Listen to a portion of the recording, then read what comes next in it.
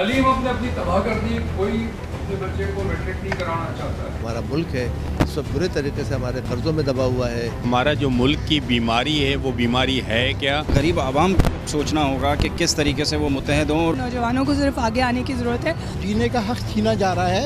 आवाम पहले ही जो है भूख और अफलास का शिकार हैं। आधा कर्ज ताजिर उतारने के लिए तैयार है और आधा जो हुक्मरान आधा उतार लें। पानी तो कुदरत का है, हर जगह मिलता, नलकों में भी आता है पानी।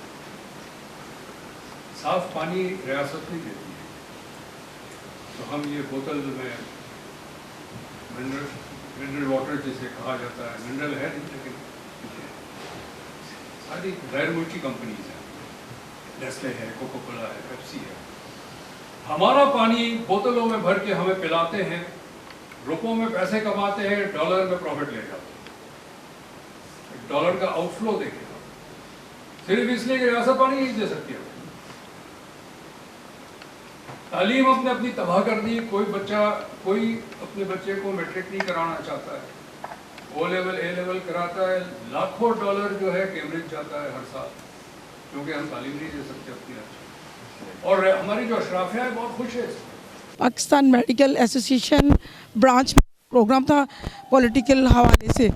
मैं आज मुख्तलिफ जो मैंने जो पाकिस्तान का इकोनॉमिक में जो प्रॉब्लम चल रहे हैं उसका जो हाल है उसके ऊपर इन्होंने बड़ी खुल के बातचीत की। लेकिन बेसिकल यहाँ पे डॉक्टर्स थे, लेकिन महंगाई जो बढ़ती चली जा रही है और कंट्रोल में से बाहर है। खाली बस मईशत का मसला नहीं था। आपने अगर पूरा प्रोग्राम हमारा देखा हो तो बुनियादी तौर पे दो चीज़ें थी इसके अंदर कि एक तो हमारा सोशल और पॉलिटिकल मेल्ट डाउन, हमने कहा है इसको। मेल्ट डाउन का मतलब ये है कि चीज़ें पिघल के गिर रही हैं।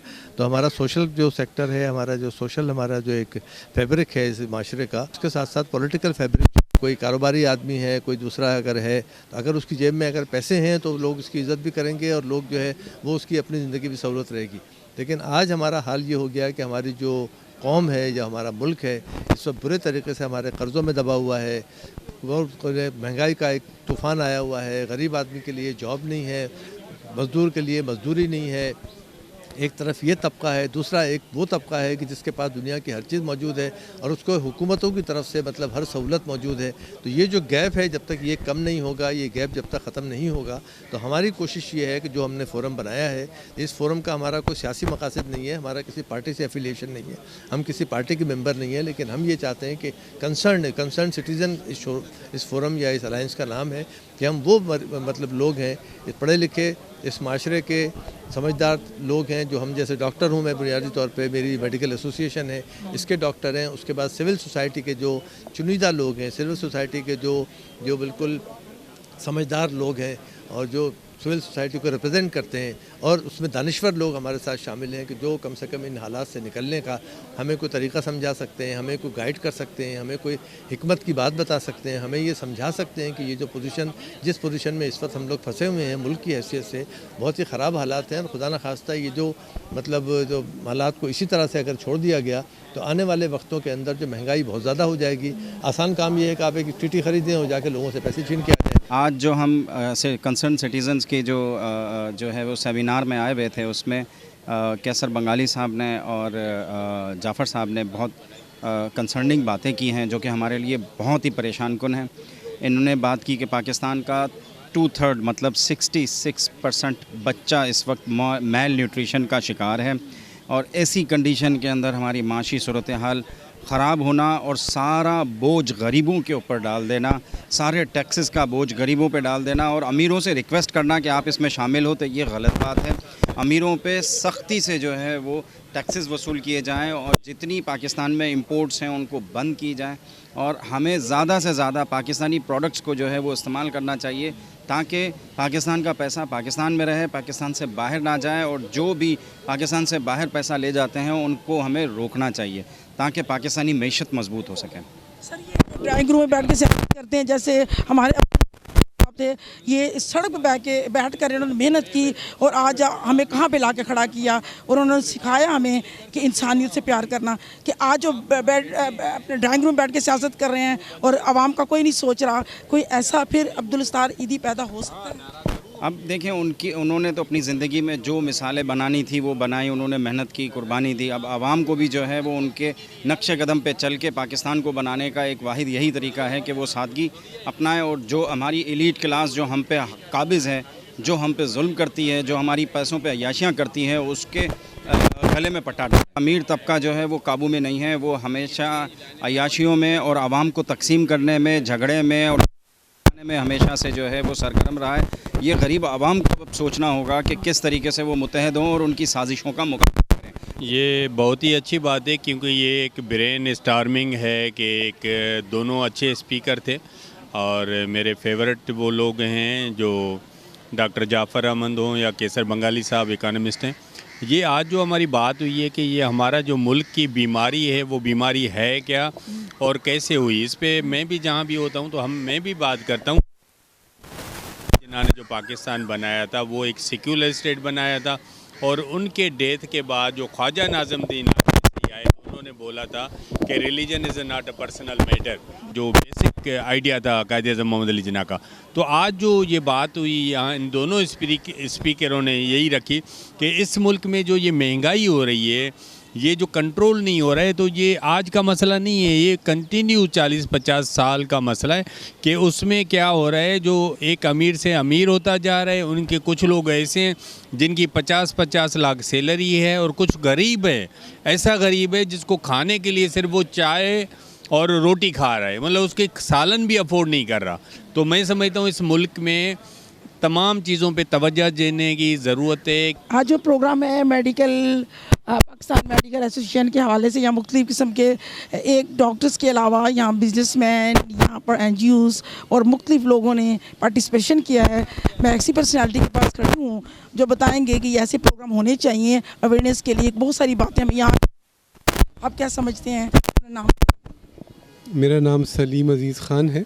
ऐसे प्रोग्राम होने चाहिए, अवेयरनेस होनी चाहिए लोगों में और ये बड़ा अच्छा काम है। मैं इस वक्त इरम जावेद साहिबा के साथ मौजूद हूँ जो हमेशा भरपूर हर प्रोग्राम में पार्टिसिपेट करती हैं और हमेशा आज हमने इससे क्या सीखा है और हमारे अंदर क्या कमियां हैं कि इतनी महंगाई है, इतने लोग परेशान हैं, इसका हल आपको नज़र आता है कि? देखिए, ऐसे तो देखा जाए तो कोई कुछ नज़र नहीं आ रहा। हमारे नौजवानों को सिर्फ आगे आने की ज़रूरत है।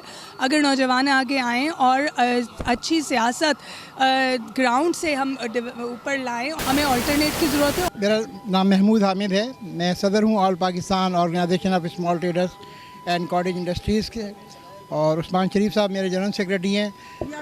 जनरल सेक्रेटरी जी, मैं मोहम्मद उस्मान शरीफ। उस्मान साहब आपके जनरल सेक्रेटरी हैं जी। तो आज का जो ये प्रोग्राम है ये वक्त की आवाज़ है, जो इस वक्त सूरत हाल मुल्क की चल रही है और जिस तरह माशी तौर पे हम तबाही की तरफ जा रहे हैं। PMA ने एक बहुत बड़ा कदम उठाया है, इसलिए कि बहरहाल ओवरऑल हम शहरी हैं इस मुल्क के जो हालात ख़राब होंगे, मईशत ख़राब होगी, गैर मुल्की कर्ज़े बढ़ेंगे और लोग भूखे मरेंगे, तो ज़ाहिर हर शहरी मुतासिर होगा। तो ये एक पहला कदम है, मैं इस पर उनको मुबारकबाद देता हूँ, डॉक्टर टीपू सुल्तान साहब को और PMA के दीगर अहदेदारों को। और मैं ये समझता हूँ कि ये इस वक्त जो हम जिस तरह कर्ज़ों के अंदर जकड़े जा रहे हैं, जिस तरह के IMF के अहकामात आ रहे हैं, जिस तरह से तेल की कीमतें बढ़ी हैं, फिर बिजली की कीमत 8 रुपये बढ़ गई है, 60 रुपये पेट्रोल और डीज़ल की कीमत बढ़ गई है, और उसका अभी वो उस बयान की स्याही खुश नहीं हुई थी कि इन्होंने गैस के ऊपर 45% बढ़ा दिया। तो ये जीने का हक़ छीना जा रहा है और आवाम पहले ही जो है वो भूख और अफलास का शिकार हैं और ख़त गुरबत से नीचे अक्सरियत जो है ज़िंदगी बसर कर रही है। तो ये तमाम इक़दामात जो हैं ये सनत और तिजारत को ख़त्म कर देंगे और इन इक़दामात को अगर कंट्रोल नहीं किया गया, हम IMF के अहकामात को इसी तरह अमल पैरा रहे और इसी तरह हम बढ़ाते रहे, तो इस मुल्क के अंदर शदीद बेरोज़गारी होगी और खुदा न खासा कोई ऐसी हालत पैदा ना हो जाए कि जैसे रवांडा के अंदर ये हुई या श्रीलंका के अंदर हुई। तो मैं इन इक़दामात को सराहता हूँ और मैं इनको भरपूर ताउन की पेशकश करता हूँ। इंशाअल्लाह हम लोग मिलकर ताजिर बिरादरी भी इस मामले में पाकिस्तान को मजबूत करने के लिए, पाकिस्तान को बहरान से निकालने के लिए, इन कर्ज़ों से निकालने के लिए, करप्शन से निकालने के लिए पूरी जदोजहद करेगी और PMA के साथ हम इंशाल्लाह कदम ब कदम मिला के आगे चलेंगे। आप क्या समझते हैं जो गरीब तबका है वो बहुत परेशान है जब पेट्रोल की कीमतों से? तो इस पर आपको कुछ नज़र आता है कि आने वाला वक्त कैसा है हमारे लिए? देखें, बात यह है कि हर मायूसी के बाद एक उम्मीद भी नज़र आ रही होती है ना। ये मुल्क जब बना 40-50 लाख लोगों ने कुर्बानी दी, अपना माल असबाब, कोठियाँ, बंगले, पलंग सब कुछ छोड़ कर आए, सोने की चांदी की सारी चीज़ें वो छोड़ कर आए, माल मवेशी छोड़ कर आए। लेकिन कोई उनको उम्मीद की किरण नज़र आ रही थी, उसी वजह से कि माँओं बहनों बेटियों को लेकर निकले, बेचारी कत्ल भी हो गई, शहीद भी हो गई, कुओं में उन्होंने छलांगे लगाई इस पाकिस्तान के लिए। तो मुझे ये तो उम्मीद नज़र आती है कि अल्लाह इस मुल्क को ऐसे ज़ाय नहीं करेगा। इस शहर में अब भी ये पोजीशन है कि एक आदमी 12 रुपये का भी खाना नहीं खा सकता और एक आदमी का खाना खा रहा होता है। लेकिन बहरहाल ना समाजी इंसाफ हो, ना तालीमी और तिब्बी सहूलतें हों, इस सब के बावजूद ये मुल्क चल रहा है। तो इंशाल्लाह मुझे इस मुल्क का बेहतरी नज़र आ रहा है। हालात ऊपर नीचे होते हैं, आधा कर्ज ताजिर उतारने के लिए तैयार है और आधा जो हुक्मरान आधा उतार लें तो ये मुल्क इंशाल्लाह फिर चल। मुल्क में इतनी पोटेंशियलिटी है कि जब सैलाब आता है, ज़लज़ला आता है, तो इस शहर के लोग सबसे पहले और इस मुल्क के लोग सबसे पहले खड़े हो जाते हैं, जिसके नतीजे में अल्हम्दुलिल्लाह वेलफेयर का और बहाली का काम शुरू हो जाता है। मैं इस वक्त PMA हाउस में खड़ी हूँ। यहाँ प्रोग्राम जो कि इतनी महंगाई है, अच्छा प्रोग्राम अरेंज किया। आप इस चैनल को प्लीज़ सब्सक्राइब किया करें, लाइक किया करें और इसको शेयर किया करें। RDG global television, television, please इसको सब्सक्राइब करें और इसको प्रमोट करें। Thank you.